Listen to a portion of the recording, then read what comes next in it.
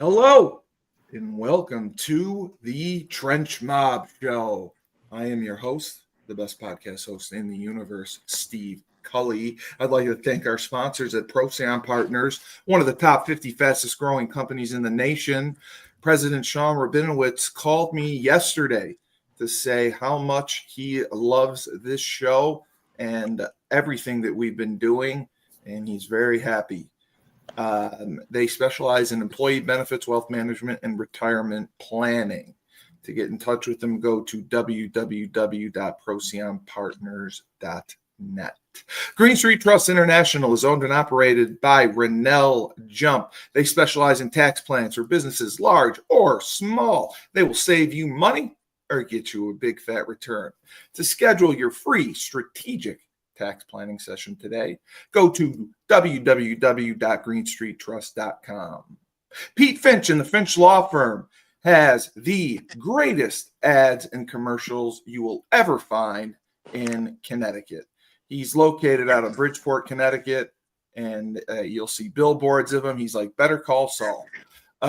If you suffered any type of personal injury, a slip and fall, a car accident, your mother-in-law ran you over with her car, your wife got mad and just decided to stab you one night, the Finch firm is for you. Pete has won legal battles all over the state of Connecticut, and he will go to war to get every dollar you deserve in compensation. So always remember, if you are in a pinch, call Finch. Dynamic Human Performance is owned and operated by UConn legendary running back Andre Dixon. He is in Hartford, Connecticut with a 5,000 square foot state-of-the-art facility. He trains boys and girls of all ages, of all sports. He has a boot camp program 7 days a week, 6 a.m. You want to get in shape, you go to Andre. He has an athletic development program. He takes boys and girls in the sport of their choice, trains them from the ground up, helps them to reach their full potential and be the best they can be. Andre has sent boys and girls to college on scholarship for all different types of sports. To work with the best in Connecticut, go to www.dynamichumanperformance.com. James Whitfield of Luther James Insurance is located in Bergen County, New Jersey. For the last 3 years, James has dedicated himself to the art of financial planning. He specializes in insurance services, insurance policies, especially life insurance.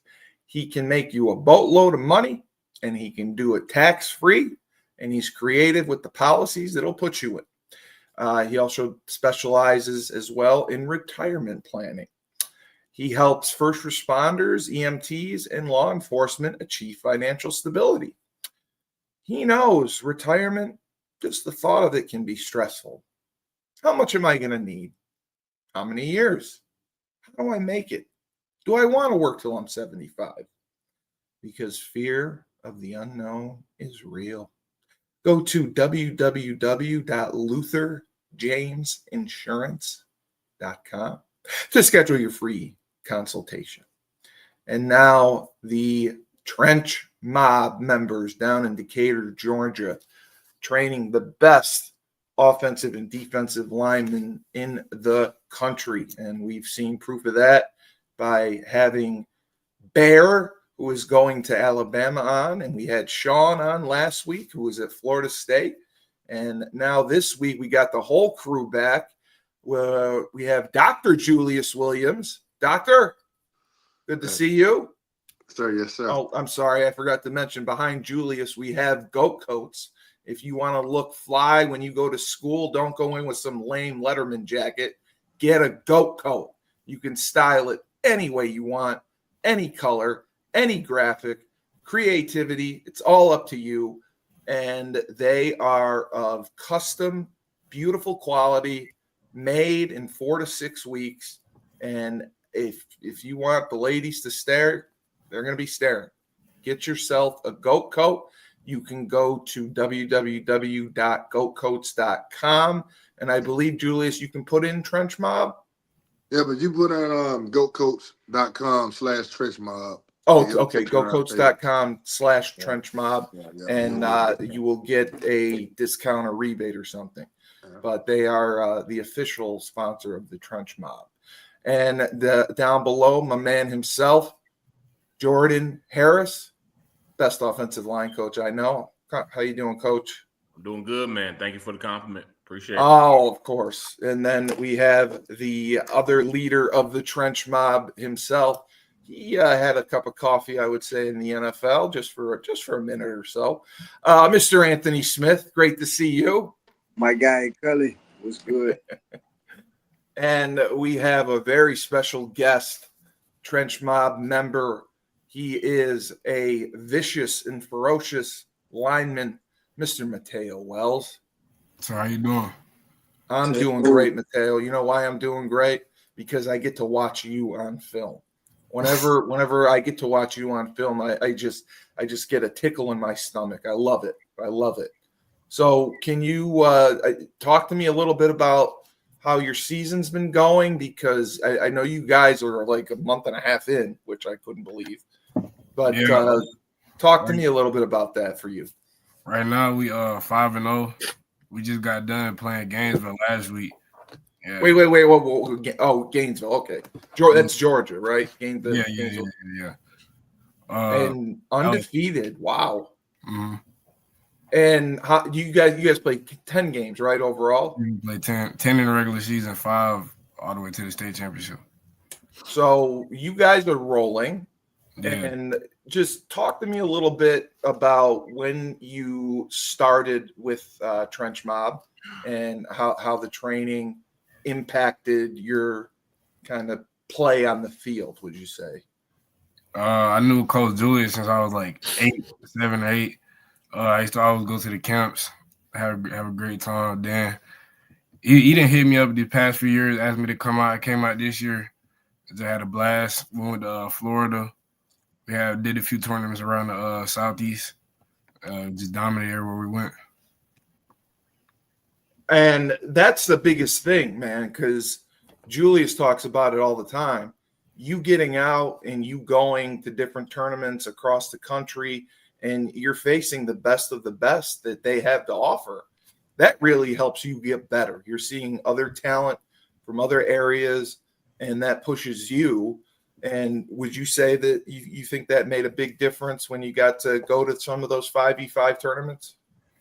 Yeah, it allowed me to test what I've been doing in training. And you see that it works, right? And you're like, wow, the coaches know what they're talking about. Mm-hmm. It allowed me to test what I've been doing in training and also give me some film to put out for recruiting. Right.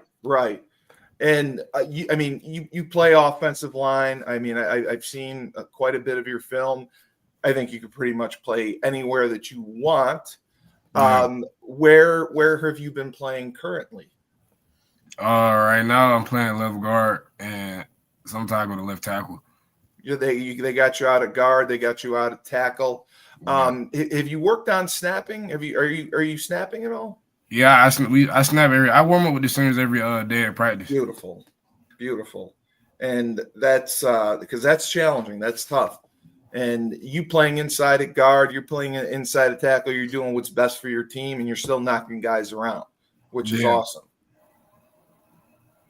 How would you say the recruiting process has been for you? How has that been going? I mean, it's still early, but has anyone been sniffing around you? It started off slow at first, but like around like February when I was going to tournaments and stuff, then I hit some camps in the summer. I gained like 13 offers. Yep. Right. And that's what we were trying to point out is the Trench Mob, they're not miracle workers, but if you put the time in, if you put the effort in, and, you give them at least a year to develop you, good things can happen. So by the time you were going to camps, things started to roll, right? Yeah, this is the transition from the one-on-ones out there. It was just natural. Yeah. And again, like, what would you say would be different?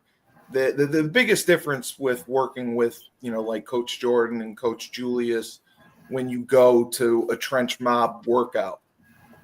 A lot of these trainers, they don't have you they have you doing all the footwork and stuff. You don't touch the bag, doing all that, but you got to incorporate that as well as doing both. Very true. That's a very good point, because the bag doesn't always hit back, right? It's nice to get your hands on somebody. And Coach Jordan, he stresses big time on hand placement. He has you do run blocking, which a lot of people don't know. They see 5v5, they think it's all pass blocking, but you do quite a bit of run blocking work, right? Technique work. Yeah. Do you prefer run blocking or pass blocking? I don't really have a preference. I just go out there. You just like kicking ass and taking names. Yeah. I know.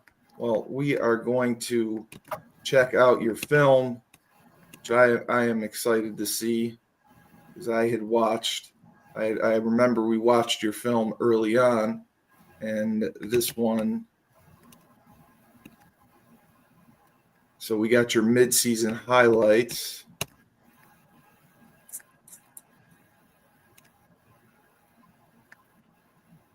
Yeah, buddy. I can roll.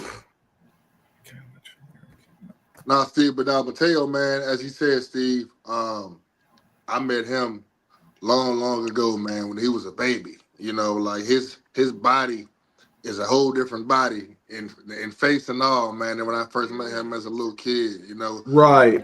He had a fade. He had the dreads.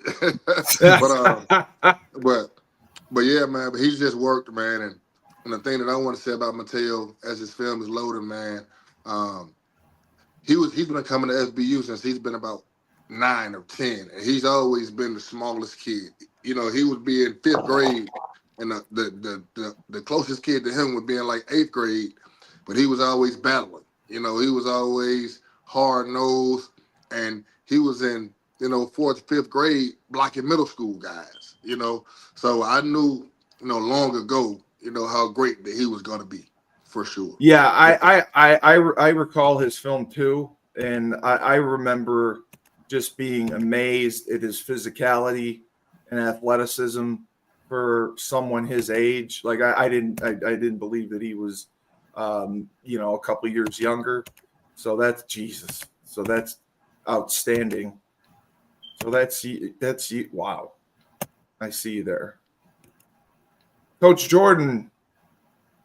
What do you like about Mateo after you've seen some of his mid-season highlights that stood out from what you saw from last year?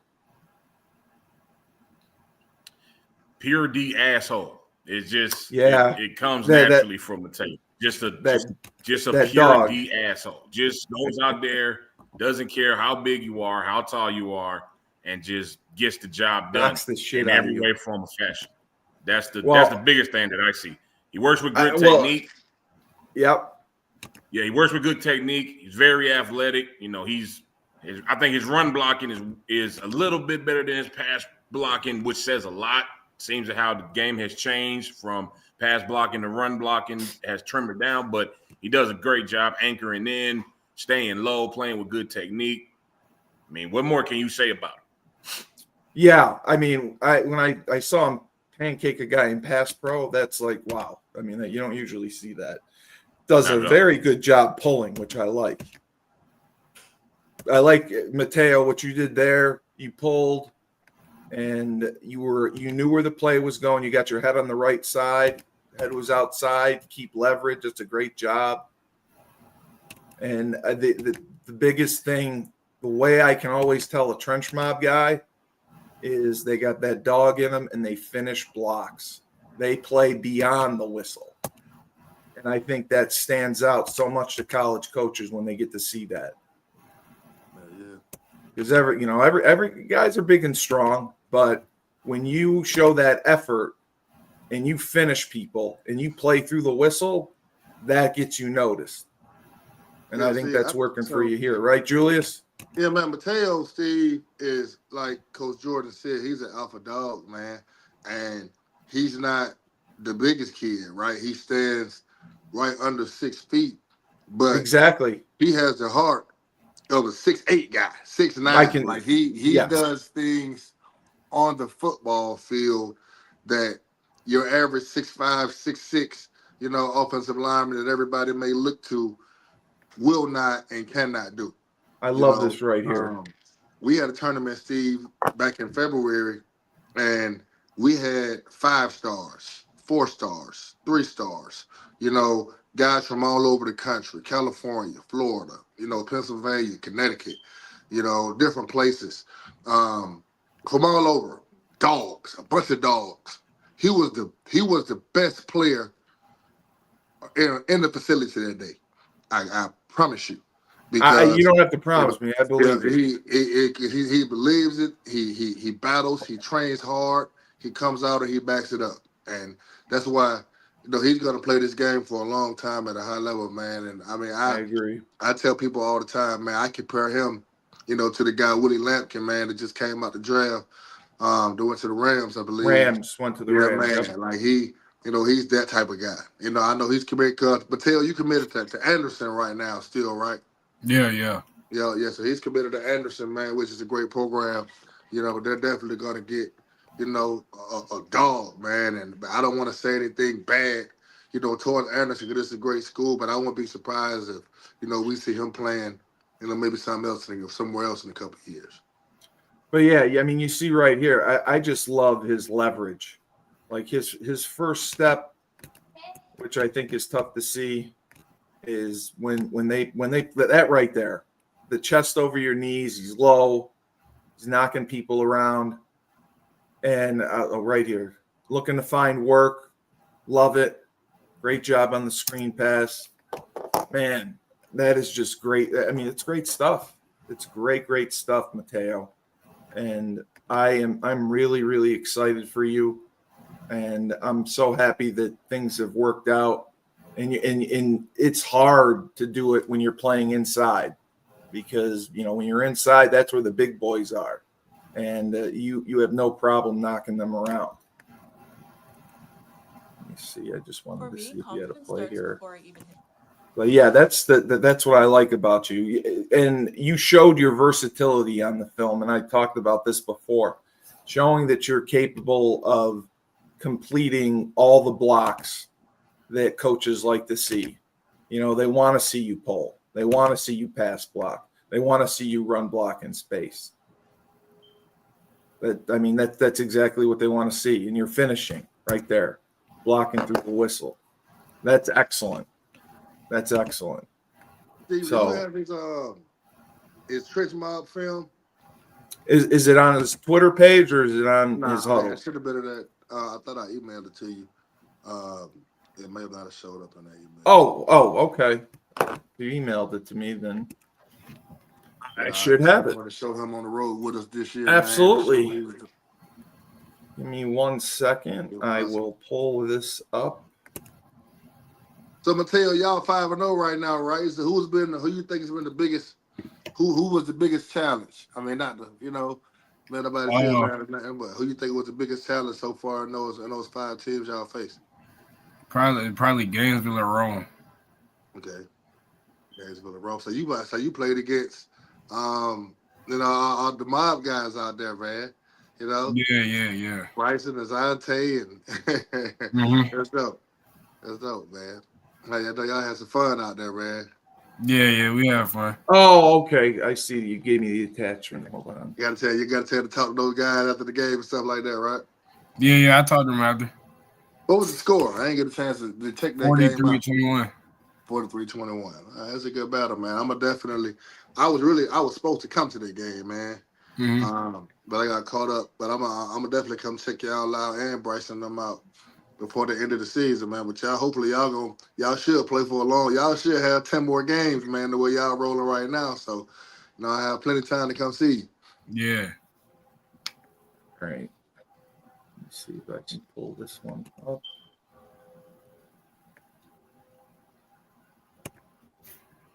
All right. Yeah, Steve, I've been trying to get Mateo to do Trench Mob for at least 5 years now, man. And, and I know he lived far. I know how you are. Yeah, so that was the biggest challenge for him. They always lived kind of far. But, man, oh, man, he came out this year, and he took the circuit by storm, man. He's definitely in his 1 year with Trench Mob, I can easily say he's one of the best O-linemen we've ever had. You know, he was that good this year. And, you know, he you could don't put have to tell himself, me. I believe it. yeah, he could put himself, you know, in the name in the pool with some greats that we had, you know.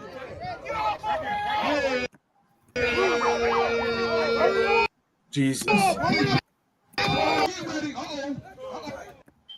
Good hand placement, good punch. Look, he's stoning these.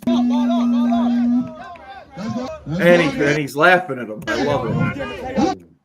Asshole. I told you. It's just natural in Mateo. Just pure asshole.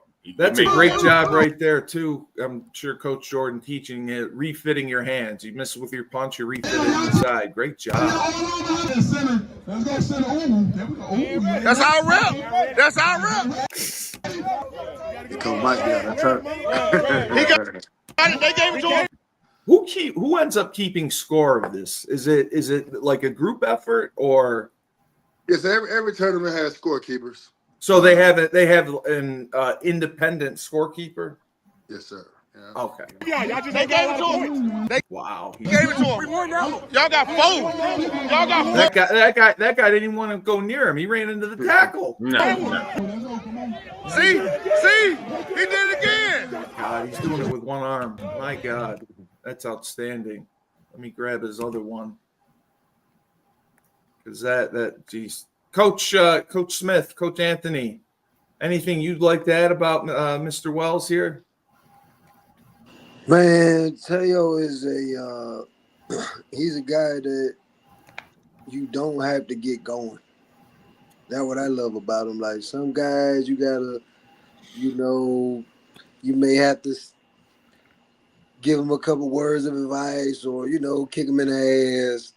No, not with Teo, man. Teo come ready to play. As soon as he got down, walked through that gate, whoever got down is lined up in front of him. It's gonna be a long day for him. Cause I didn't see him stand up in the front. Guys 5'8" to 6'10". It don't matter. He gonna stand up in the paint, man. That's why I love him, man. And he gonna challenge and give his best effort on every play, man. So, like you said, he's in my opinion, sound wise, technique wise, and all that, he's definitely in the top 3, if not number 1, for sure. Right. I agree with you on that. All right, just tell me. I got to make sure I got the right one. Oh, this. Let's see if it's this one. This is the right one. Just tell me if it's not. I got both of them up. Right there. It's the same one? Mm-hmm. Okay. Then it's this one. Yeah, that's it. This is the tournament I was talking about, man. Like he won MVP of this tournament, and offensive MVP. Yeah, he won defensive MVP. But man, he was flawless at this tournament. Like flawless, literally. Yeah, Coach Jordan. I love how he keeps his base throughout everything. I mean, he does a great job. I mean, he's a natural guard.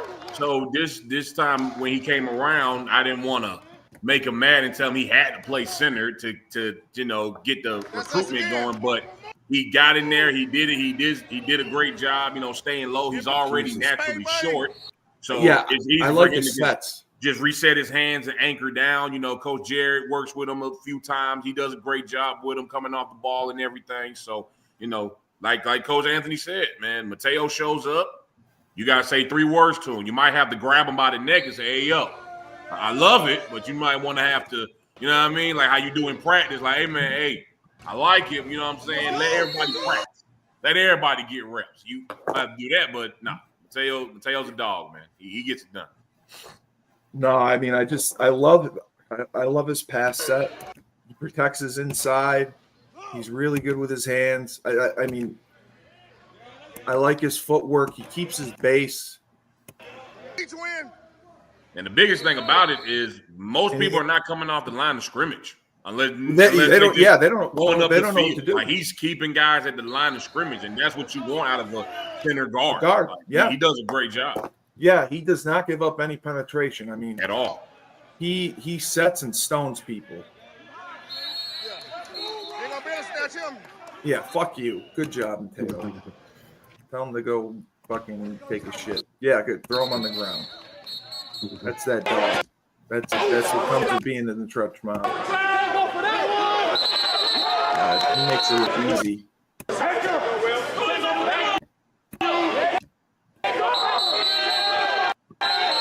Now is he playing against? I mean, these are older kids in some cases, correct? Now some of these kids are juniors, seniors. The group that we're going against had Deuce Geralds, had Catrell Webb, had Chris Webb Scott. The guy that he going against now was supposed to be a 3-star, 2-star guy that we didn't know about. But I mean, 59 over anybody. That was me and Julius. 59 over anybody. Yeah, man. We got one rep. We need to pick an offensive lineman this year. We sending 5'9" out there. We sending 5'9". No hesitation. You know, and we ain't betting against him. Nope. No. Mateo, you know, you watching you play and then watching some of your tournament stuff, you're a little bit of a showman. You got a little charisma and you're all quiet on here. You ain't shy. I can see that. Nah. But isn't that a theme with the offensive linemen we've had? Your guys, yes. Offensive lineman that has been quiet outside. I don't know where that comes from. I'm the same way, but I don't know where that comes from. That's how I was when he first came on the road as North Carolina. And he was the quietest person on that bus. And I don't know if it was because he didn't know nobody. I don't know if he was trying to scope the scenery out. I have no idea.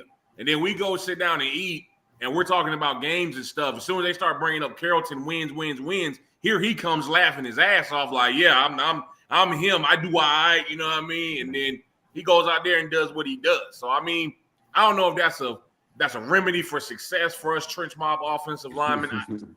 I don't know. It's always the quiet ones you got to watch.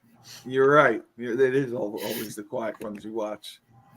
Well, Mateo, you look absolutely outstanding.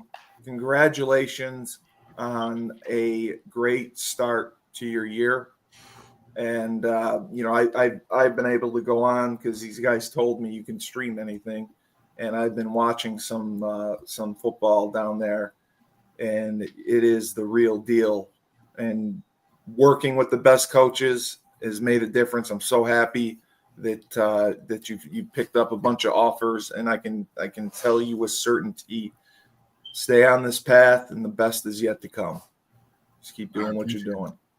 But thank you for being with us, man. I'm excited to follow you, and it's been a pleasure to interview you. I get to 3 weeks in a row I've gotten to interview stars, so you're making me feel good.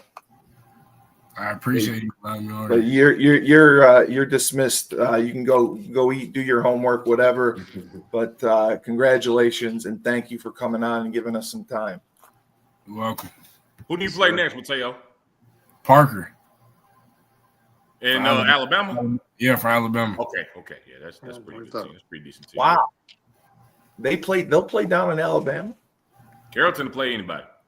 They come to us this year. What's is that a bigger school? Is that I think they won state in like 5 or 6A down there last year. Is his school a big school? 5A, 6A? Yeah, we 6A. Who Carrollton? Yeah, they in one of the toughest regions. Like Georgia 6A. Oh, they are. Georgia 6A is ranked as far as football competition, top 5 in the country. Go ahead. Because I was just gonna say, as far as what you have, because you have Carrollton, you have Grayson, you have, I think Gaines was 5A, but you have so many teams that Mateo Gaines was 5A. Yeah, Buford. Yes. Yeah, so it's a lot of competition that Carrollton will play. Like I think the lowest region that they played was a Columbia team that was 2A, right? Yeah. but they was pretty good. Columbia was pretty good. A couple mobsters on the team. So Carrollton holds their own against the best competition. Okay. So it's a bigger school. They play the best competition, 5A, 6A. That's exactly what you look for in Georgia. Oh, yeah. Okay. Well, Mateo, again, thank you for being with us, and I look forward to watching your continued success. Appreciate it. You're good, man. Yes, Thank sir. you. Keep working, my boy. All right. Later. Let me get his up. Coach Anthony, you've been up here, right, to Syracuse, correct? Yep. Okay. I forgot, where are you originally from? Ohio. That's okay. You're originally from Ohio. Youngstown, Ohio. Right. Did you get a chance at all to watch any of the Syracuse high school football? Here and there? Like we didn't get to watch much of it, but No, I mean like now. Have you seen any of it? Have you seen any of the team? Nah, I haven't seen a lot of it now. Okay. Yeah. I was just curious. There's a couple kids that I wanted to show you from up here. Yeah, they always got we had a couple, right? There's always a few sprinkled in there that can really play, like kids like, we got like guys like Damian Rhodes and Yeah. Right. Mm-hmm. Yeah. Mm-hmm. Yeah. Okay. So you know. Yep. All right. See, hold on, man, but one of our best kids, man, one of our best players, Zayden Walters, he's from Rochester, New York. He's a Rochester kid? Yeah, that's right. Yep. How long's he been down with you? Two years. He moved down here for high school. Smart. Yeah. So they came down 3 years now. They came down when he was in 9th grade. And what I keep forgetting, what school's dickhead coach at Hakeem? Where's he at? he's at Shiloh. And what level is that? 4A, 5? It's a bigger school, right? Shiloh is like 4A. They're 4A. Okay. Shiloh 6. 6A. Yeah, I thought he said. Shiloh 6A. Yeah. Yeah, I thought he said 6A. I did not know Shiloh was 6A. I called him again, so that's okay. I can call him a dickhead. I played against him. They're just not that good. They just don't. They play like a 4A team. So I mean, No, they. I mean, nothing against the people that's 4A. I played at a 2A school. You know what I mean? Yeah. You mentioned Shout out THS, baby. But I just thought I didn't know they were 6'8". Wow. Yeah, they 6. Yeah.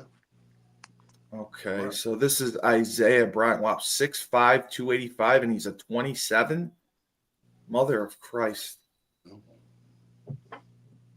don't think we can see him. I know, I'm going to put him up in a second. I just wanted to get the commercial out of the way.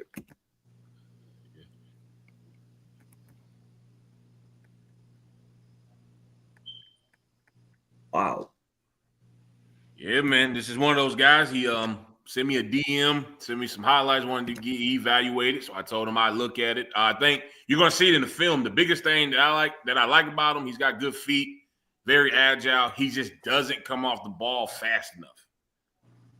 He doesn't. Like, he's very athletic, to be 6'5", to be a junior, he just doesn't come off the ball that fast. And everybody up here knows to be an elite offensive lineman, you got to come off the ball just a hair. Now, is this Georgia?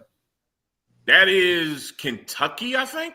Okay, that's that. See, I can tell now. You assholes got me right away. I know when Georgia football's on. I can tell the difference now. Yeah, I can tell when there's a Georgia kid on or not. I see exactly what you're saying. He's a step slow off the ball. That's it. He that's fixes it. That is it. Yes, he does a good job in pass pro. He's got good hands. This is some of his early tape for this year. I think I put his last year's tape in there, but he does a good job, with his stance and stuff. He just got to come off a little quicker. He's what you call. He's what Coach Joe Cullen, that Coach Man Jacksonville would say, a behind the back guy. He's a catcher. Yes, Julius. Yeah, he has 100%. Yes. Yep. And this is Tennessee. This is okay.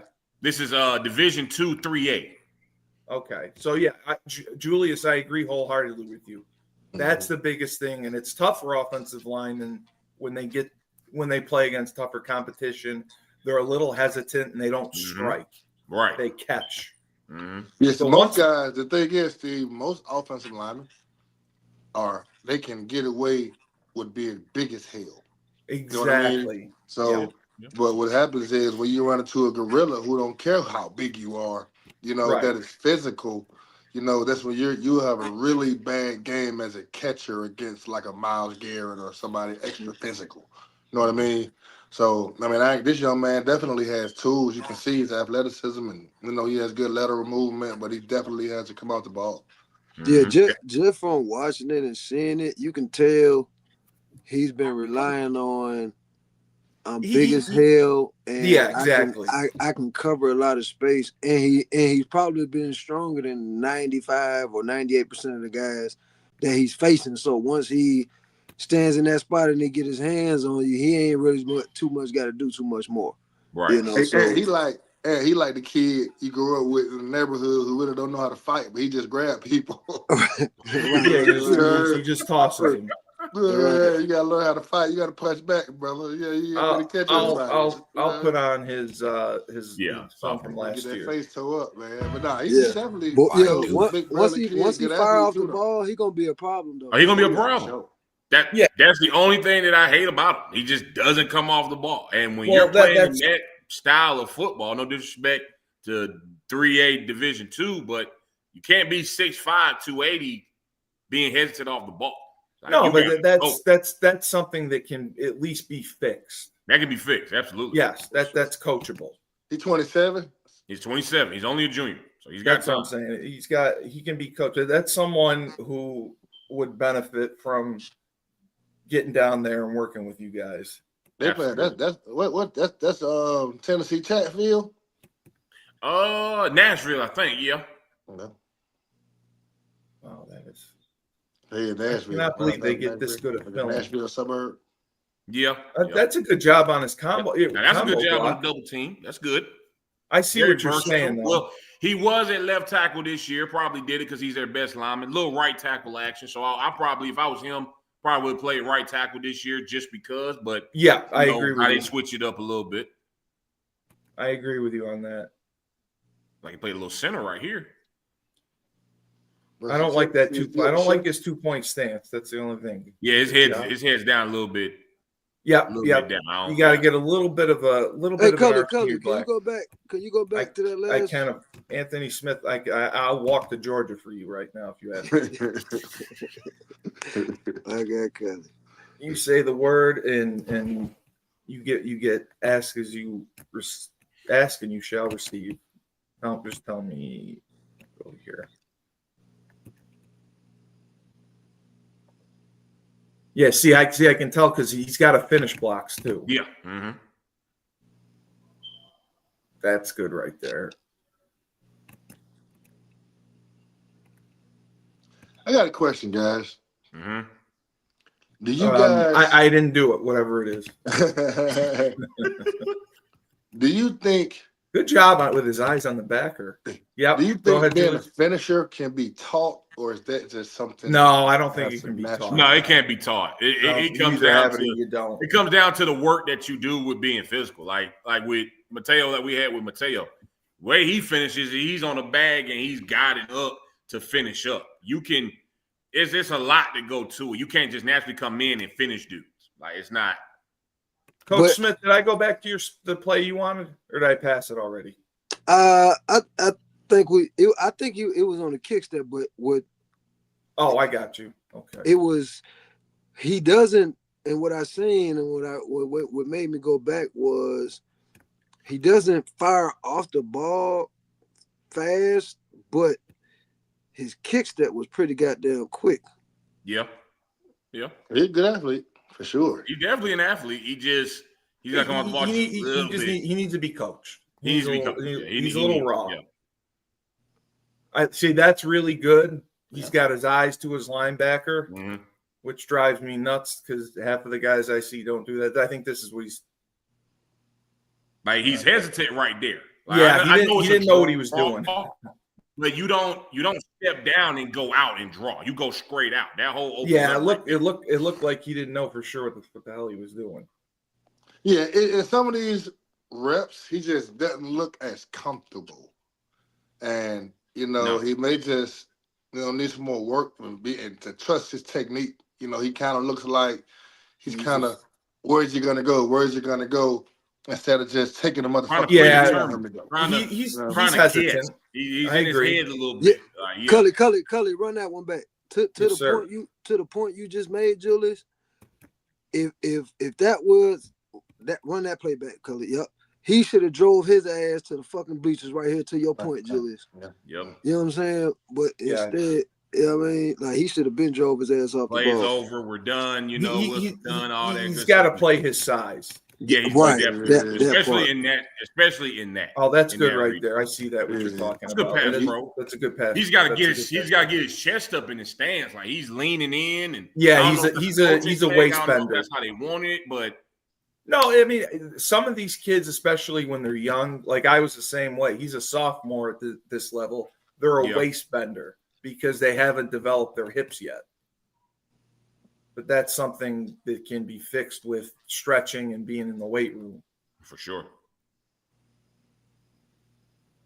I definitely think when he fixes everything, I definitely think he's a G5, maybe low P4, like a Purdue, one of them schools type of guy, And we got to help him with making these tapes. He's got to know what plays to use and what plays not to.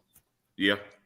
I mean, like we just said, he was a sophomore at this time, so he didn't really. No, if I put my sophomore film on, I mean, he looks really he looks good. He's raw. I can see how raw he is. Very raw. So we in contact. We've been talking. So I think you guys will make a big contact. You think man come put that slime on, man? Hey, listen, he would definitely benefit from it. I mean, you guys would make a difference with this kid. He's that, Cully, go back one more time. Yes, sir. So he's strong, but like as you can see on here, it's almost like he's struggling to push him. He seems a little hestant when he comes off the ball. Yeah. And then when he gets that's what I'm saying. Like when you come in, they expect when you're the biggest guy, they expect you to just like that with no technique, no nothing. And with him, it's like he probably has good coaching, but he's still so hesitant. Like on that last play that we was looking at, he had a false step.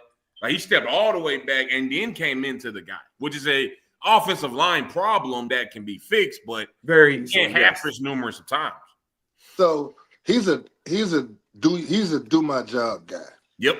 And he has to learn to do more work. I mean, anybody in the world that's great understands that, you have to do more than what's required. And right now, he's just doing what's required. I see what you're saying. Young man, you're a good player, man. So, if he's watching, hopefully he is.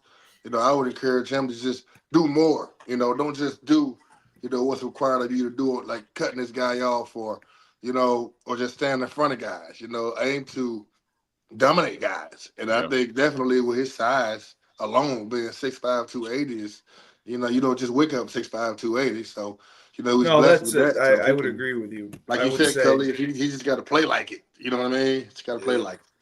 Especially when you're the biggest one in that region. I can see if it was 4A, 5A type of deal, but when you're playing that private ball type of stuff, man, you 6'5", 6'6", you gotta go out there and look like Will Campbell out that joint. Like but I feel him. He's gonna get a little better if he's watching.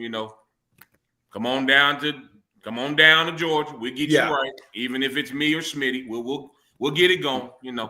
I trust Smitty as an offensive line coach than anybody, so we get it done. I wholeheartedly agree. You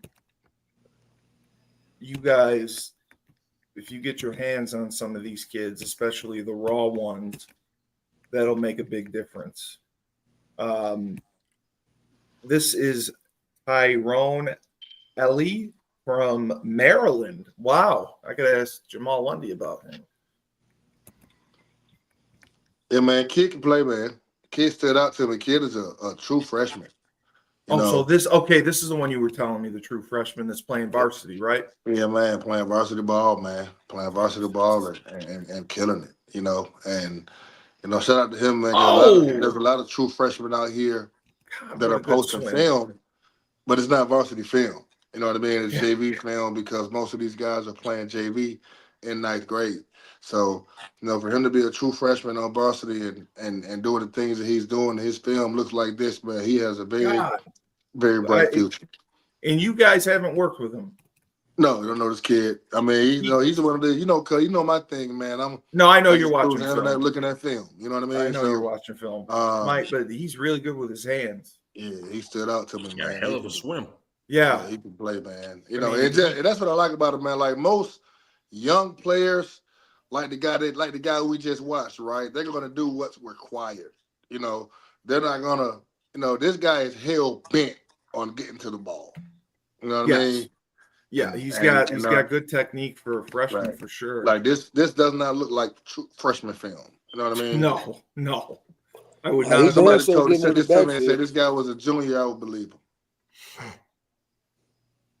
I gotta ask Jamal. Jamal probably knows this kid. I'll ask him. Yeah, he got a hell of get off the ball. And this is his first couple games too, which is even more amazing. Right. So just imagine what the next 7 or 8 is going to look like. Not gonna lie, there was a play on there. I think it was the second play. I would definitely take that off. I saw the one. He swam him and then stopped. That wasn't varsity film right there. Everywhere else was good. He was running down the field, but he kind of gave up on that second play. I would take that off. That's probably it. I thought I was the only one that saw that. No, I know what one you're talking about. But he's young, man. These kids young. He's young. 6'2", 265. Jesus. Oh yeah, he's good. Yeah. He explosive as hell. Let me throw this one on just for the hell of it. Yeah, kid can play well. For you. He definitely, like, I'm watching this. I'm like, true freshman. All right, then he labeled it on one of them like true, and he was like true freshman varsity film. I'm like, okay, yeah. So yeah, let's see what he cooking with. Yeah, he cooking with grease. He's thugging out here. You know what I'm saying? Like, He doing? He's cooking with gas. I'll give him that. Well, kid can play, man. We're gonna be in touch, my brother. He's a big bastard. Sure. Good bull, Jesus. That's what I'm talking about. Good bull rush. Good extension. That's what I'm talking about. Mm-hmm. Oh my God, Jesus. Oh yeah. Julius, I mean, I love he gets extension with his hands. He's got long arms and he uses them. And then when he doesn't, he hits you with the swim. Yeah, man. And he's a kid that understands leverage, right? Yes. You can take leverage, and now they expect leverage, and now it's going to be loose, and now you can go over the top and go under. Now he understands that at a young age. He just ran through 6 people right there. So yeah, he like I said, man, whoever he's working with, or if this is natural, oh man, this is God given. But shout out to, he definitely has God given traits, of course. But whoever he's working with, man, you could tell that they're doing a good job of preparing him and grooming him, because you don't see many kids that play. But most kids his age don't even know what separation is. No, you're right. Don't have a clue what extension is. No, I don't like his stance. I think that's the only thing if I had to nitpick, I don't particularly like his stance. But see, you know what though? Like football today, it doesn't matter. I know. Yeah, it's what you do after. Even in the NFL, I watch some of these NFL games. I'm like, man, you're in the weirdest stance. Yeah, you're right. You're right. But, I guess, a lot of coaches, they just go off comfort. However you're comfortable. If you're comfortable in a flicked stance, I guess, it's just what it is. But no, this film is way, I ain't gonna say 10 times better, but this is the film that it's like, damn, all right.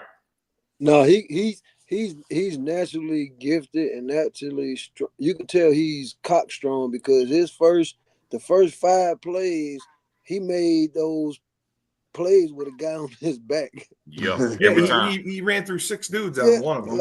Every time. But that's what you can't teach. I love that it's not as a big a deal nowadays, but he's able to come out of a right-handed stance and a left-handed stance. Yeah. That was That's always rare. challenging. That's rare, man. Listen, man, you got grown-ass men that can't play in the left-hand stance. That's what I'm saying. Like, I couldn't do it. I was Right. much better out of a right-handed stance than I was out of a left-handed stance, and he's Like, going on both sides. Like, God, I play you with look at that, guys in Fighting college. off a double team. Yeah, I played with guys in college, the NFL and the CFL that could not get in left-hand stances. Wow. That just didn't like it. Couldn't do it. Very impressive. Yeah, this kid's the real deal. I like it. Very impressive. Wow. I like it. So we got to get in touch with him. Make sure he gets down and works with you guys. Because the kid from Tennessee too, he can make it. He just needs a little extra refining. You're going to chisel him out of granite and make that statue. For sure. I got Creighton Wilkins from Cumming, Georgia, North Forest High? Forsyth. Okay. All right. So just like Coach Julius, just a kid that I saw on the internet. I was scrolling down. Big thing about Mateo, there was a thing on Twitter. It's called Recruit Georgia. They do like a bully of the week, and Mateo was on it for doing what he did. But I seen this kid, class of 28, big kid, 6'8" ball. Jeez. And kid's a dude. That's a good first play. Now, let me say something real quick. If he's still watching, now, big boy from Kentucky, that's how you should be firing off the ball. Run that shit back one more time. Yes, sir. That's a great first player to put on some film. Hell of a first play. Yeah. Well, that's how you guys talked about it. That's how you keep the coaches watching. Yep. Mm-hmm. Especially when you're that young. Especially when you're only a sophomore. Now, I can completely see the difference. I love his 2-point stance. Absolutely. North Forsyth does a good job with their offensive linemen. He's got his chest up. He's got his eyes on his guy. There's no hesitancy about who he's blocking. He's standing on the line of scrimmage, not going anywhere. And this is good competition. This is 6A ball. This is great competition. I talked to this kid before too, man, about being on Trench Mob. That name just rung a strong bell to me. Yeah, I mean, he's a left tackle too. Creating movement. He's good with his hands. He doesn't come off the ball high. That all stays low. I like that. Yeah, I like that. Look at that. I like that. He's got his eyes outside. With extension. Yes. Body. Only thing I would say, I would probably get a little bit more stagger because as the season goes by, he's going to go against more faster dudes. But right now, this is early season stuff. But right now, how big is he? 6'5". He's big. He's 6'5". Yeah, he's a big dude. I think. That's a really good job there. He's a left guard. Gonna get paid. No, I was gonna say that. I mean, he does a nice job on the twist. Look at that. That was a good pickup. Yeah, that was nice. Was that a linebacker? I'm sorry. I think that was D lineman. If I'm not mistaken, that was a tackle over. That was a really good job with his eyes. He didn't vacate. He waited for the guy to come to him. He's anchoring down in a bull rush with the active hands.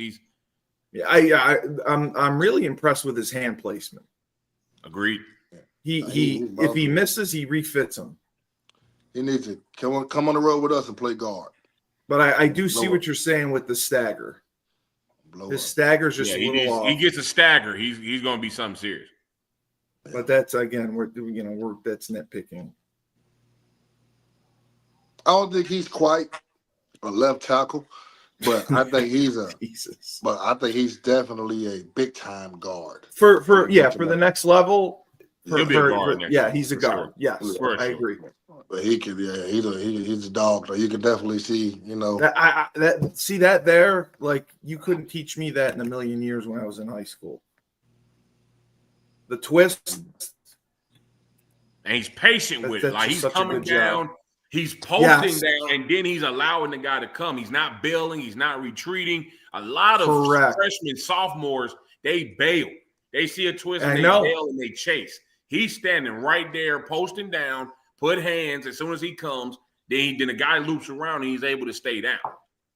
I agree. And the reason I like that is because so many guys bail and they create just a natural lane for the twist. Yep. You kick so deep, there's a lane there for him. He doesn't got to kick that deep. This is textbook. No, that's perfect. Like I said, we fix that stagger. We get his chest up a little bit more. Yeah, all right with me. He's a dude. Yeah, I like him. I like him a lot. Yeah, that's a dude. He is a dude. Wow. Good film, buddy. Oh yeah, that is a good one right there. We got to get him. Northport sophomore. Wow. Only sophomore. Wow. Northport site. All right. We're getting a couple guys from Forsyth. Nick, you know, way back in the day, Nick Cribb. Shout out to Nick Cribb, man. Nick Cribb is Nick. Yeah, he's telling you the kid I was telling you about, Cully. He's at Texas State, you know. But Roman is from Forsyth, you know. Oh, okay. Sean Canera from Forsyth. Sean Canera is a kid that we gotta get his film on soon too, Jordan. Sean Canera has been killing it, dog. Sean Canera's having a good year. He's having a good year. We're gonna highlight him next week, man, because he has been killing it, man. Shout out to my undersized guys, man. That's out here putting that work. So this is Mr. Justin Weeks from Atlanta. Yeah, man. There's a kid over at Pace Academy. Pace. Okay. So I had a good conversation with one of our new partners, Derek Tatum from Elite Talent. Sean Weatherspoon, Falcons legendary linebacker. Yes. I also had a conversation with him, with Spoon about him. And this kid, he's a player, man. He's young, and big, long and strong. He's a youngin'. Okay. Yeah, man. A little raw, but anybody who knows football can look at this kid and tell what he's gonna be. He is. Has all the tools. God, he looks like a grown man. Jeez. Yeah, ball player, man. Ball player. Like he's what you look for. He's the prototypical, defensive end. Whether it be. He's not an edge, right? Yeah, man. Anyway, he can play 5, 6 eyes, 7 all the way to 9. I think he can even play 4 eye, because he's still growing. But he even 3 technique if needed. He's one of those guys. Man. And he can run. Oh yeah, he's outrunning everyone.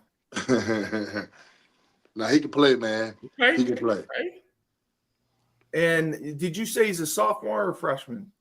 So I believe he's 27. So I think he's a junior. He's a junior now. So I mean, he was young when I first heard about him. He's a little older now, but kid can ball, man. Kid is definitely a ball player. He's one of those guys. I was earlier when I was just kind of strolling through the week. I'm looking at kids I want to highlight. I was like, yeah, man, I definitely want down the line. Wow.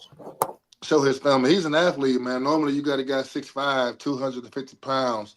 He's not very athletic, and this kid right here, man, he can, he's a ball player. Good job getting off the block, making plays, getting that extension. Who he reminds me of, Ant? He reminds me of Weiss. That's who this kid reminds me of. Watching him play, he reminds me of James Weiss. One of Anthony's former teammates at Syracuse and our former teammate with the Jaguars, man. Big guy that can run, is athletic, physical. He was from Long Island, Cully. He was. Oh, okay. Yeah. Yeah, we were talking. James White's big 6'5", 265, running 4'4", bench 500 pounds. Strong Island. Strong Island. Yeah, I mean, And this isn't someone that you've had a chance to work with. No. So yeah, he's got to get with you guys. Yeah, definitely, man. Definitely. Do you know if he has offers? Yeah, he definitely has offers. Okay. He's a kid. He's getting highly recruited. Is he like a 3-4 star? I believe he's a 4-star, if I'm not mistaken. He is a 4-star. Yeah, I believe he's a 4-star, man. I mean, for me, honestly, Steve, I look at film. Yeah. I'm the same way. I don't care a lot of what these kids, what man, they're rated. are ranked high and can't even play for real. But this kid, he has a big upside. Especially for anytime a guy 6'5", I automatically ask myself in my head, can he really play? Or is he just 6'5" and people like him because he's big? 6'5" was a giant on the D line. So, but no, he can really play, man. I really enjoy watching this film and wanted to showcase him tonight. All right, this is the last film. This is Mr. Ricky Green's guy from Alabama, Bo Davis from Demopolis High School in Demopolis, Alabama. I have no idea where that is. But sound like somewhere in the cut. Nah, please don't ask us. I knew not. I knew enough not to. I knew enough not to. We'll be on the street before 9 o'clock. He's a linebacker. He's a good athlete, and Mr. Green, I think, works with him, and he had wanted to show his film, and I checked it out, and it's Alabama. I love Alabama kids, bro. I swear. Alabama for sure. I think really, I hate to say it, and some guys might not like it, but I think those are my favorite. The attitude that they come with is just different. That's what I saw. That's a good job getting off the block. Man, Gavin Vickers a couple years ago, Cowboy. Oh my God, it's just a whole different animal. Go back with the suplex there. Why my man's WWE him like that? I know. I love it. I love the suplex. Yeah, that was pretty nasty. Oh my God. That wasn't it. No, it's coming after. I think it was a play before. No, it was a play before. Before, okay. Why he WWE my man's like that? Boom! Oh my God! Fuck you. Yeah, for a linebacker, I mean, he's coming up. He's filling the hole. I like the way he fits. He's blowing up tackles. He plays downhill. Yeah. Look at that. I mean, there's no hesitation. Oh yeah, he getting in the backfield. He getting there. Oh yeah. Yeah, that's why. I mean, like I said, I can't evaluate linebackers well, but just the attitude and the mentality that he plays with. I mean, he ain't hesitating. He's looking to murder someone when the ball snaps. He's seeking missile. And I love his vision, being able to find the lane, find the hole, and that's film study, being able to do that, knowing where the lane's going to be, knowing where he's going to be open. And when he does have to take on blocks, watch out. I mean, look when he climbs and stays square to the line of scrimmage too, man. That's important. 100%. For the guys to 100% to climb and scrape. Look at that. Look at that. I mean, tackle had no chance to get his hands on him. I don't even think he wanted to. He's 6'1", I believe, 240. I mean, he's not small, and he plays fast. Good, it's real good size. Yeah, he plays fast. Like a 4'6", 4'7" type of guy. Yeah, he's physical, man. And I can appreciate this film, man, because I feel like linebacker is a cute position. I'm sorry, 6'1", 220. Linebackers are not the same if they were 10 years ago. No. Linebackers tackle like fucking DBs now. A lot of times. They are. Linebackers coming downhill and just smacking shit these days. They have to be in coverage. So yeah. Julius, we had a couple questions.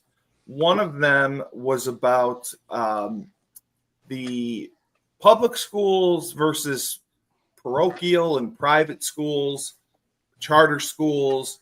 Is there a difference in a recommendation? Is it best for recruiting wise? I mean, obviously, like some of the bigger private schools have better relationships with coaches, but I mean, do you need to go to something like that, or can you make an impact at your high school, or it's all depending on the level of the program that it is? Because we've seen 2A guys to 6A guys who can play, but that was a question that was asked several times about, I want my kid recruited. Where's the best place to send them? Well, in my opinion, doesn't matter where you go.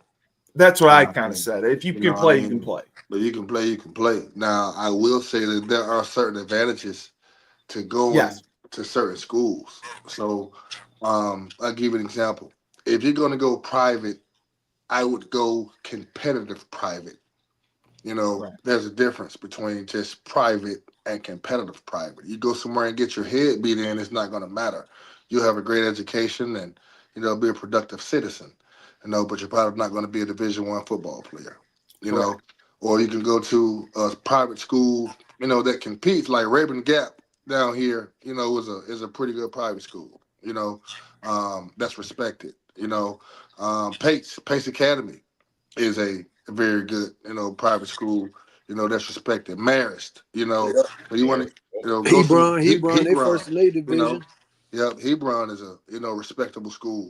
If you go somewhere like that, you definitely set yourself up, to win, because most of those schools, they're going to have great coaches, and especially the private school. I feel they could do a better job of getting, coaches in there, because it's more advantageous for them.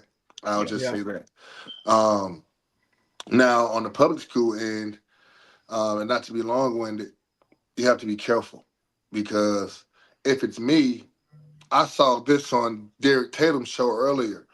I would like for my son to play, in my opinion, because I feel like playing and getting experience on varsity gives you the higher trajectory, in my humble opinion.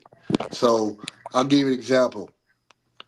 You got South Gwinnett, which is a great school, right? Good school, right? They're not great at football, right? They're not somebody that you would talk about first tier in Georgia, but it's a good school.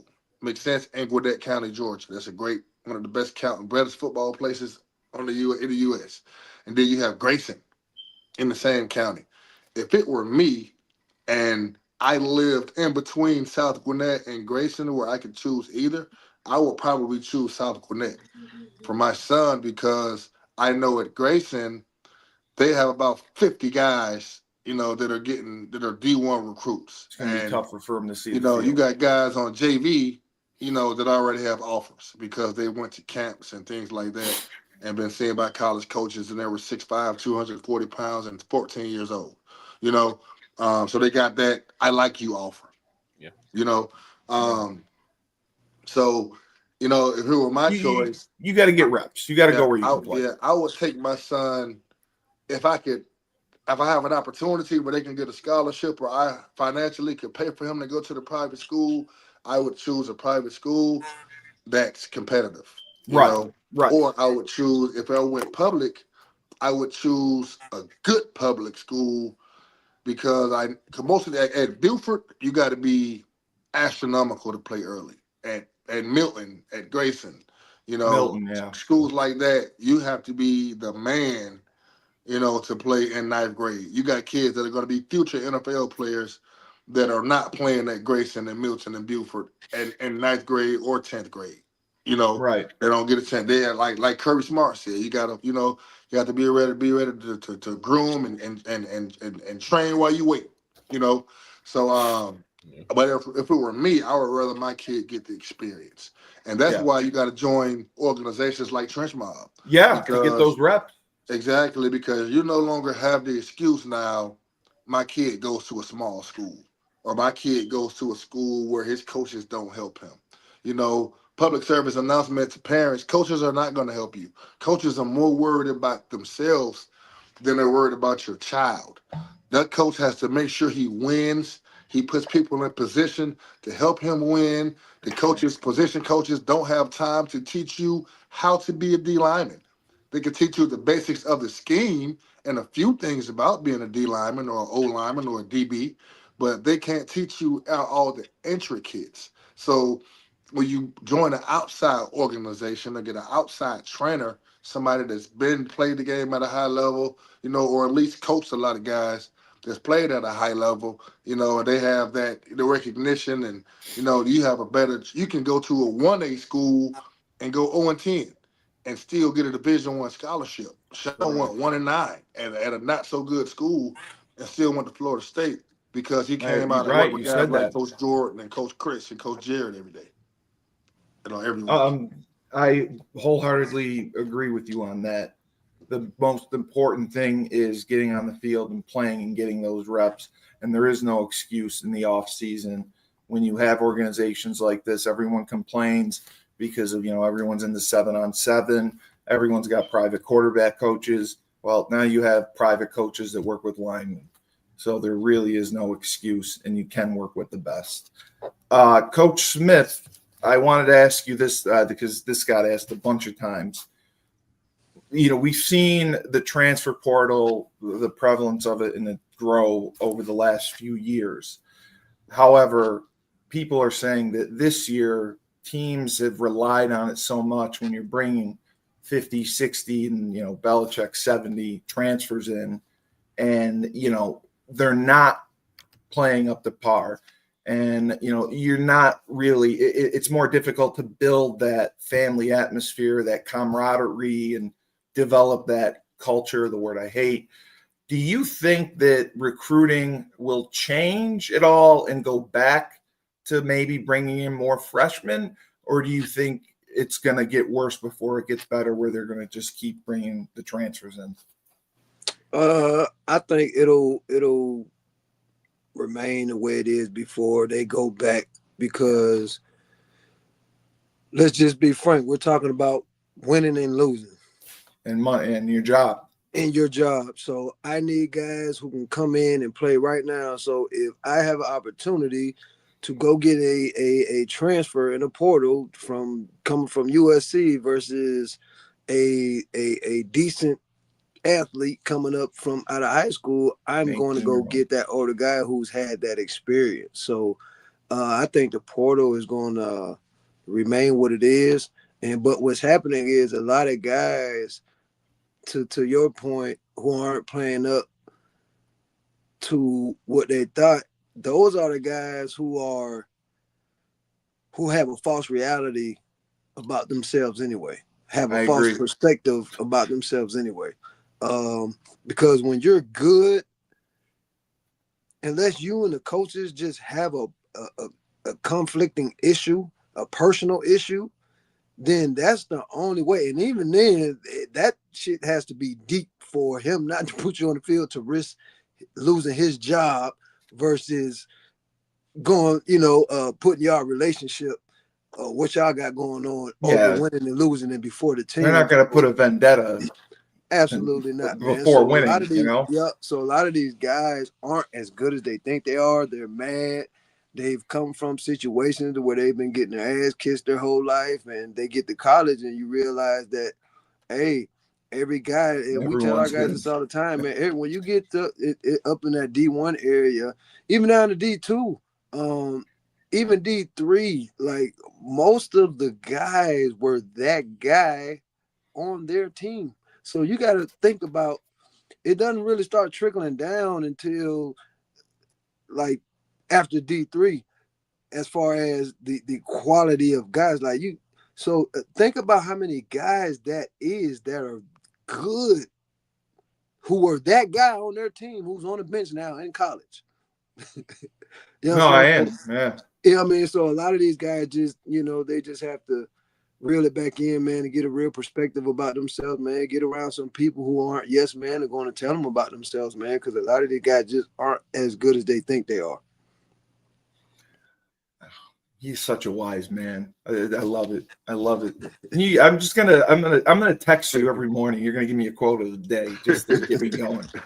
I got you, my guy. Coach Jordan, I had two questions for you, since we are talking about the portal, and especially at UConn. We took some guys that UConn ended up being their third school that they've transferred to. Mm-hmm. Is that something that would prevent you from taking a kid if they're transferring for a third time? And also, if a coach calls to ask about a kid, because Dave Schumann and I were having a conversation about this. We took a couple guys from other places, and if we call Nebraska and we ask about, oh, you got so-and-so in the portal, well, why is he there? What kind of kid is he? And they'll just say, oh, he's great. It's just the numbers game. We don't have numbers for him. And they're just like, wow, we're just happy to get rid of him. Does that actually go on? I mean, are they happy to get rid of him? And, would you be less hesitant to take a kid if he's going on to his third school as far as transferring? If I was a coach, and I don't speak for Coach Ant or Coach Julius, but if I was a coach at any level, I would not take a kid who's on their third school. Yeah. Because one thing about it, if you're transferring and it's not because your coach is getting fired and it's not because of anything that's drastic, like we've seen kids in the portal that try to transfer to be close to their grandfathers. Yeah, absolutely. Doing this, do that. And they get denied, but then you got this kid who, let's just say he's a linebacker and he's transferring over and over just to get reps. I don't want that kid. Give me the kid that wants to be close to his family. And for me, I think a lot of coaches, and it all depends on the situation. So, if you got a kid who's on his third transfer, but the reason why he's transferred was because, like you said, it's a numbers game. We ain't got doing this, we ain't doing that. Well, if it's a numbers game, that means he wasn't doing shit in practice. He wasn't doing shit in the game for him to keep that scholarship. Because at the end of the day, if you bring him in and he was on if that's his second school, then what was he doing at his first school? Yeah. And a lot of coaches, they ask that question. And then that's when the numbers go down to D2s where it can be 120, 150, and you go down to D3. But even if you stay D1, you're going to be on a tight leash. You're going to be here, be there. I'll give you an example. We talk about there's a quarterback. I forget his name. My dog is on his sixth school. The man played at Auburn, played at LSU, played at UTEP, and now I don't know where he is right now. He's on his sixth school. And it's like, bro, you played I know you're talking about. Yeah. You played against top-notch competition. What is the point of you leaving? This was way before NIL and everything. Why would you bump down like that knowing that you could go to work? And then you got Justin Flo, who was a top-ranked linebacker, one of the best in the country. He's on his fourth school, and he's playing special teams because he can't stay healthy.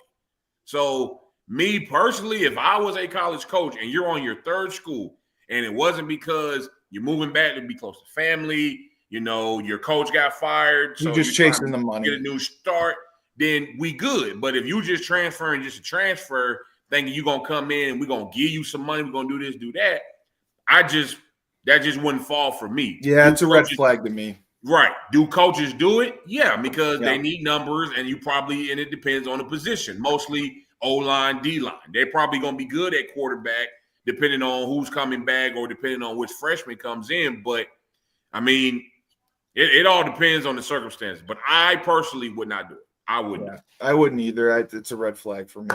The other question, there were several questions about it because you talk very passionately about the HBCU schools and how much better the competition has become. Michael Vick is there now. Deshaun Jackson is another coach there now. Would you say the level that the HBCU is at has tremendously increased talent-wise? Can I answer that? I'll answer it, and then you go ahead. I think it has, only because of the portal and because of most of the things that you see. Like prime example, Mike Vick is 1-2 at Norfolk, and he brought in 30 dudes, but it's because of the teams that he's played, and he's not really accustomed to what's going on. Outside of Deshaun Jackson, who I just looked at a report the other day, they're 2-1. They have the number one offense. And they lost to Delaware. Yeah. And their quarterback is already one of the top guys that's being looked at for HBCU. So, I mean, that's where the portal comes in for most guys. Now, unless do they have money? Do they have NIL money at the HBCU? Most HBCUs don't. They don't. That's what I thought. Even when Deion was at Jackson, he came out in his little story and he admitted that he took a cut. Like, he told them, look, give me what you can give me and I'll build it on my own. You know what I mean? And a lot of schools, they do that. But because of the love of the game, because of the passion, that it is what it is. Who knows what Deshaun did at Delaware, what he built? Who knows what Mike Vick gave to Norfolk? But that attracts more recruits and more HBCU guys that can say, hey, if I leave here, I can go play for a Hall of Famer. I can go play here and there. That's how Deion was able to get the guys. That's how Eddie George. That's how he was able to get the guys. And then it's other schools like Alabama State. You have, Perry View, who just got a new coach from Division II level. And then you go back to Division II level, you look at Savannah State.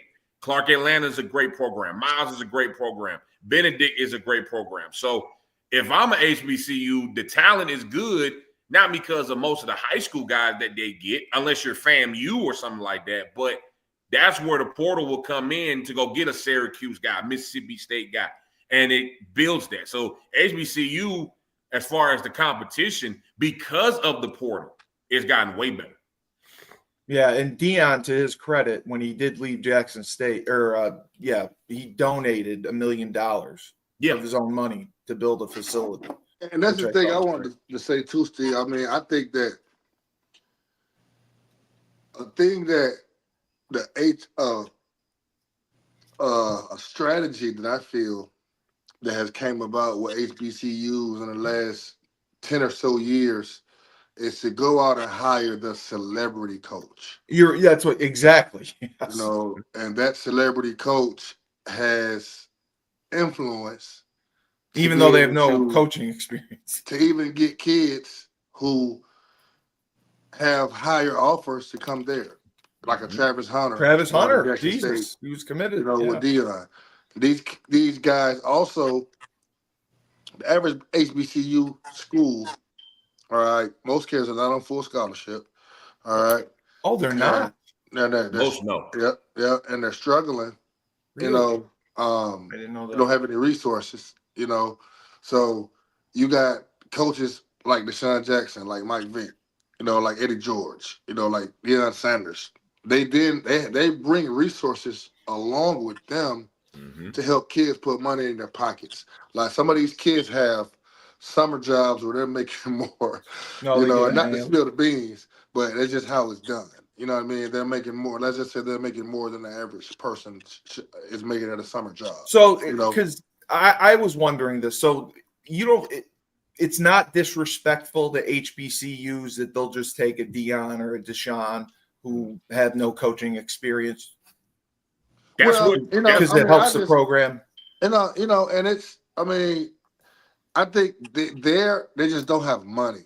So if you don't have money, you have to use influence. And along with hiring a coach like Eddie George, Deshaun Jackson, Mike Vick, they're going to have followers that are going to come along, and not just supporters, but people that are going to come with money, with resources. With things that are going to. And the second part, where I wanted to answer the question, along with Coach Jordan, is the HBU schools can get kids today that they couldn't get 10 years ago. They couldn't get. That's what I was going to ask. 15 years 100%. Ago, because the portal is making it so hard, for these guys to go to these, P5 and G5, find homes, schools, because there's not as many spots. So a kid who might have been a UConn kid 10 years ago, he's now a Tennessee State kid. You know what I mean? So, and the same with, even, Syracuse and Mississippi State and even, Georgia. Kids that would have went to Georgia, 10 years ago are now going to Gardner-Webb. No. You know what I mean? Right. Because, it's just the transfer portal, and Gardner-Webb is not a black college, but I'm just saying the spots aren't there. Yeah, the spots just aren't there. You know what I mean? There were 10,000 kids in the portal this past year. Exactly. So I think the level of play, at the HBCUs has increased. because of that. Because of those two things of the celebrity, that's drawing viewers. And they're on ESPN half the time now. Exactly. Where if they you're wouldn't. on ESPN, it makes you money to have Mike Vick play on ESPN because people want to see that. Same way with George and all the rest of all of Deion's games were on. Jackson State had more TV games when Deion's here than they did in the last 20. And the thing I want to say too, man, about the transfer portal, guys, Steve, I don't know if you had any more questions they wanted to ask, but I had the same answer as Coach Jordan maybe a year ago. Well, there were people asking about the transfer portal, and then some people were asking about reclassing. And you had talked about that previously. Yes, I hit the transfer portal briefly right quick. Yeah. So it's not always on the kid.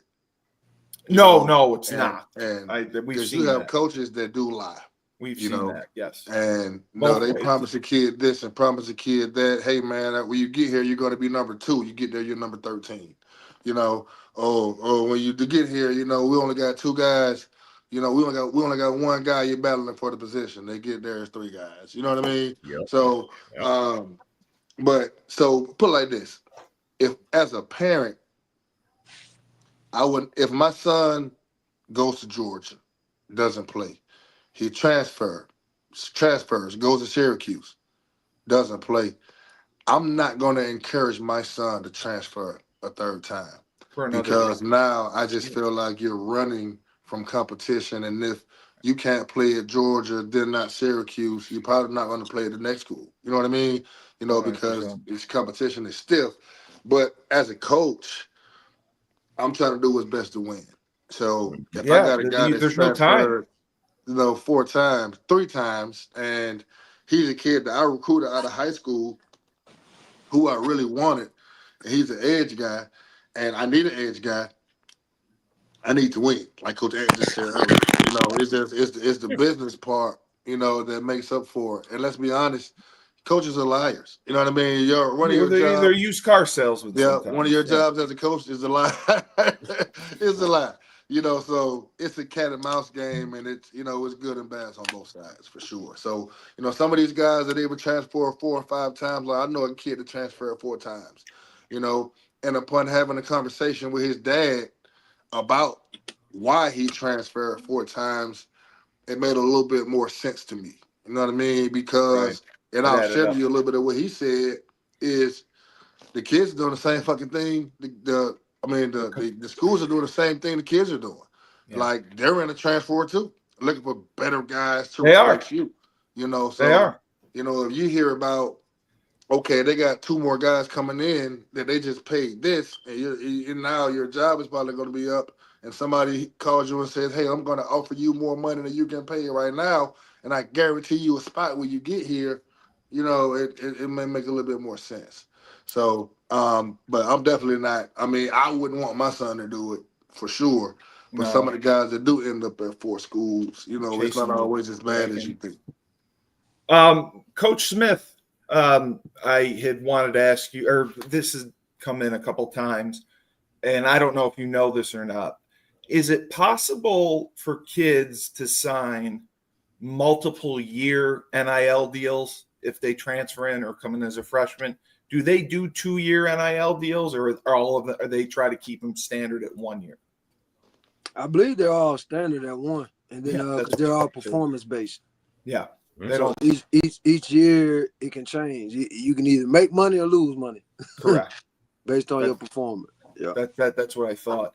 And then the other question was about the roster size, because it initially was supposed to be 90 scholarship players, and they grandfathered it in for the guys that are already on rosters as walk-ons. When that ends, do you guys, any of you guys know if it's supposed to go to 90 still? It still goes to 90. Okay. It just won't be walk-ons. If you not it's all scholarship. Right, it's all scholarship. So but now teams don't have to use all 90 scholarships. Right, you don't have to use them. Yeah, but you have it's still 90. It's still 90. Okay. They just gonna clear walk-ons. So it is gonna drop to 90 once all the walk-ons are finished in the next few years. Wow. Yeah. Okay. Well, you know what? I think it depends on the level because I know Division II. Yes, you're right. I know Division II is still at I think 110, 120. Yeah, They still gonna have walk-ons. I think if it's Division I, they're gonna scholarship 90 guys, but then bring in another 10 to get to 105, 110 guys because they dropped that number a little bit. So I don't really like that, man. I don't know if I hate it. No, it's not enough. I mean, I feel like, man, some of the best players in the history of the game will walk-ons, man. You know what I mean? You're like, losing look at Georgia. Every year, Georgia has at least 2 guys that are key contributors that were walk-ons. Yeah. Baker Mayfield walked on twice. Yeah, I won the Heisman. Like that's pretty crazy. Yeah, that is crazy. Yeah, but that's what a couple parents were asking about because they didn't know if the walk-ons. I know they're grandfathered in, but the rosters will go to 90 regardless. Mm-hmm. So, but thank you guys. That was a great show. Some really great talent. Loved watching those kids. And again, if you're an offensive and defensive lineman, you're seeing the difference with the trench mob. Get with this group ASAP. You're going to get coached well. You're going to get mentored. It's not just about football. You're going to learn how to be a grown-ass man and take care of yourself. And you're going to have the best opportunity to go play at the highest level because I can guarantee that you will reach your full potential with this group. So go to www.battleofthetrenches.com or DM Julius, Coach Anthony Smith, Coach Jordan Harris, please. But great show. For Coach Jordan, the man, best O-line coach down there. Coach Anthony Smith, the wise sage. I'm going to get a quote from you every morning. I'm just going to text you. You're going to give me good advice. And the doctor himself, Dr. Julius Williams, the Trench Mob, great job. And I'm Steve Cully, the best podcast host in the universe. Remember, when life gives you lemons, don't make lemonade. Take 2 oranges and shove them right up life's